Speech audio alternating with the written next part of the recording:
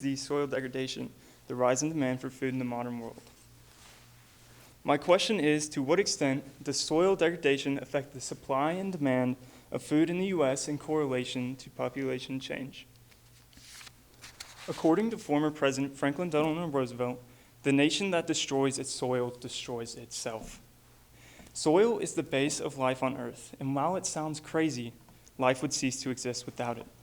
With the growing population alongside this crisis, we must maintain an open mind about our future and allow there to be a resilient outlook on the well-being of our soil, our economy, and our upcoming generations. Food security in relation to population change is a growing concern that must be redressed. According to Maddie Alcasi, a professor of soil physics at Iowa State University, soil degradation has led to a significant decline in the food supply, and it provides a warning sign for future shortages as populations rise towards 10 billion. As we advance as a society, there is most definitely a degree of uncertainty that our soil will or won't be able to keep up. If you look at the graph on the right by Michael Van Dijk and his colleagues, which displays the meta-analysis of projected global food demand, you will see that starting in 2007 and 2008, there was a trend for extreme inflation of prices. And while this only goes to 2018, we all know that it's only gotten much worse. Soil degradation is a large contributor to the spike in price, especially when it comes to agricultural produce. The production of this produce, however, is limited to the expansion of fertile farming land. If there is too large of a population change, there will need to be an expansion of agriculture, which is already limited by several regulations. If we continue to destroy our soil, there will be no room for expansion. Over the years of constant nutrient deprivation, there have been many notable effects on the rate at which crops are being produced. According to David Pimentel from the American Association for the Advancement of Science, soil that suffers severe erosion may produce 15 to 30% lower corn yields. Understanding that these effects may worsen and spread over time makes the issue of soil degradation much more dire. As shown in the graph created by the Union of Concerned Scientists, they estimate that in the next 80 years, soil loss could decrease, continue slowly, or in worst case, continue to rise. In addition, with this destruction of soil comes the destruction of biodiversity. Destroying the biodiversity is extremely harmful within itself due to the fact that they are extremely beneficial and can carry out tasks such as nitrogen fixation and decomposition.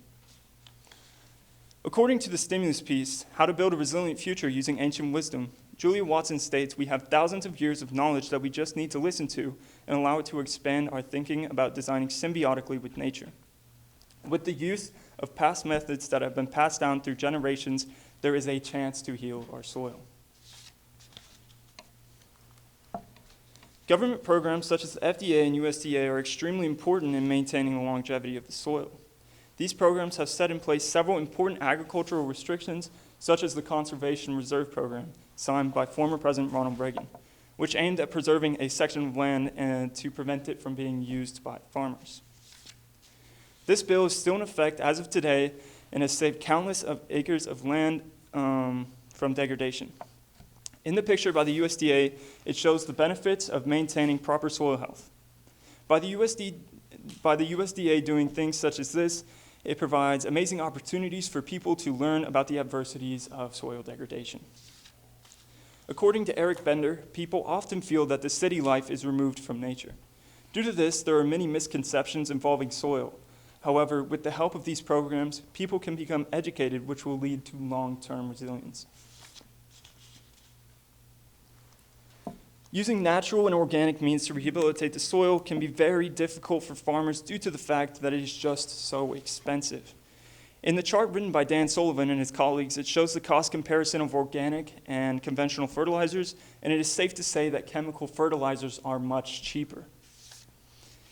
If farmers were provided with government-funded natural fertilizers, the rate of degradation would significantly decrease. In addition, there is also a limit to the land available in a population that only continues to grow. Referring back to Alcosity, this holds significant risk for the future. Some forms of soil degradation are unavoidable and done naturally, such as drought, wildfire, and etc. Events such as these are able to factor into the damage already done and there was nothing to do except try to limit the damage that they were able to cause.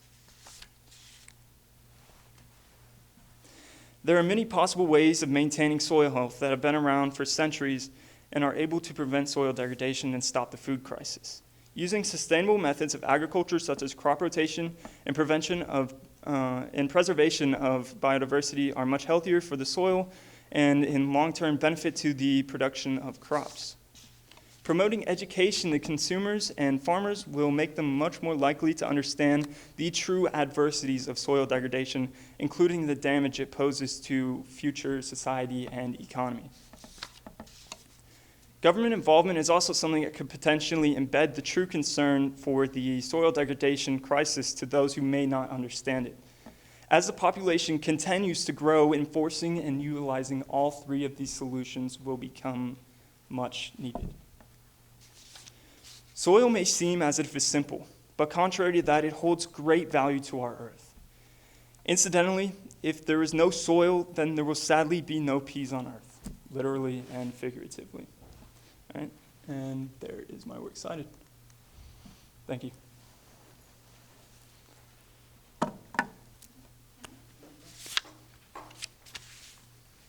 Did your research go in a different direction than you originally planned or hypothesized? It did.